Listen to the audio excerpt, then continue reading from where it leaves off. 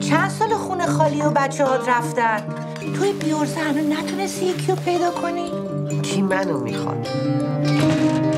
لااقل مثل من یکی رو پیدا کن بتونی باش تلفنی حرف بزنی، از تنهایی در بیایی عزیز دلم.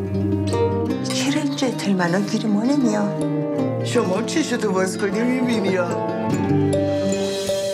وضعت خوبه ها، هر روز بیرون غذا میخوری. شما همه زن و بچه داریم، این خونه‌تون غذای خونگی میخوریم. ماشین میخواستیم الان میگم یکی از بچه ها برسه. میشه شما منو ببری؟ من مهینم. منم فرامرزم. پس تو چراغا رو درست میکنی، منم برات یک کیک میپزم.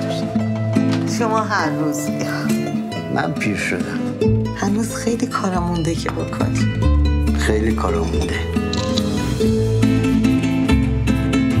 تو از سنت خجالت بیش، حجاب خودت هم مشکل داره، خودت هم میدم سوار کنی. نباید جلوشون کم بیاری. من اینو تازه فهمیدم. تو از مرگ نمیترسی؟ نه، ولی از تنهایی مردن میترسم. آره، منم از این میترسم.